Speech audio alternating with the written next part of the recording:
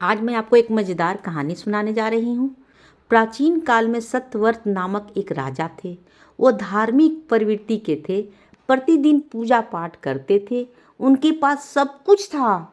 वह धन और हर तरह की सुख सुविधाएं से संपन्न थे।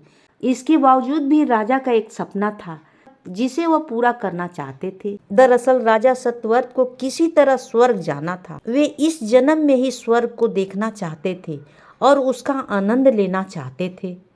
उसी काल में ऋषि विश्वामित्र अपनी तपस्या करने के लिए घर से निकले।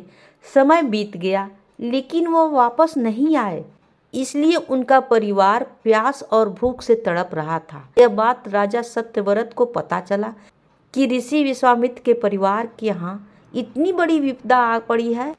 महाराज ने बिना देर किए ऋषि विश्वामित्र के यहाँ समुचित वस्तुएं भेजी और जब तक ऋषि विश्वामित्र नहीं आए और उनके परिवार की देखभाल करते रहे। ऋषि विश्वामित्र कुछ समय बाद लौटे और अपने परिवार को कुशल देख बहुत खुश हुए। उनका प्रश्न था कि उनकी अनुपस्थिति में उनकी देखभाल किसने की। ऋषि के परिवार ने बताया कि राजा ने उनका ख्याल रखा। यह सुनते ही ऋषि विश्वामित्र राजमहल गए और राजा से मिले। वहां पहुंचते ही उन्होंने सबसे पहले महाराज को धन्यवाद दिया। राजा ने इस पर ऋषि से अपनी इच्छा पूरी करने का आशीर्वाद मांगा। राजा की बात सुनकर ऋषि विश्वामित्र ने कहा, महाराज आपको क्या वरदान चाहिए। महाराज ने कहा, हे मुनि, मुझे एक बार स्वर्ग लोक देखना है, मुझे वहां जाने का वरदान दे। राजा की विनती सुनकर विश्वामित्र ने एक मार्ग बनाए जो स्वर्ग की ओर ले जाता था। यह देखकर राजा सत्यव्रत बहुत प्रसन्न हुए। वो उस मार्ग से स्वर्गलोक तक पहुंच गए। बिना बुलाए राजा के वहां पहुंचने पर देवराज इंद्र ने उन्हें नीचे धक्का दे दिया, जिससे वे सीधे धरती पर गिर पड़े। राजा सत्यव्रत को बहुत बुरा लगा और उन्होंने सारी घटना विश्वामित्र को बताया। राजा की बात सुनकर ऋषि विश्वामित्र क्रोधित हो गए। वे तुरंत सभी देवताओं से संपर्क करके इस समस्या का समाधान निकाला। फिर राजा के लिए एक नया स्वर्ग बनवाया गया ताकि किसी को परेशानी न हो।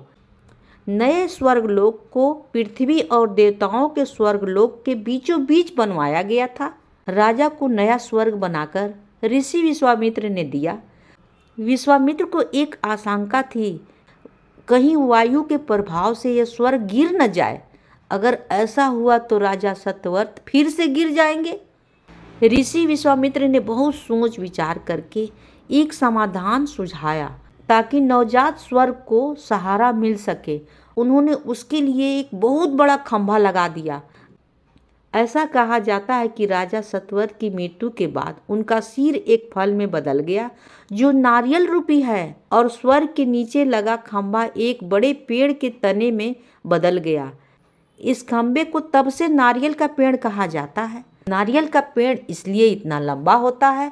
इस कहानी से पता चलता है कि हर सपना पूरा किया जा सकता है, बस सच्चे मन में प्रयास करने की ज़रूरत है। अगर कहानी अच्छी लगी हो तो प्लीज़ लाइक, शेयर और सब्सक्राइब ज़रूर करिएगा। कहानी होती है समाप्त।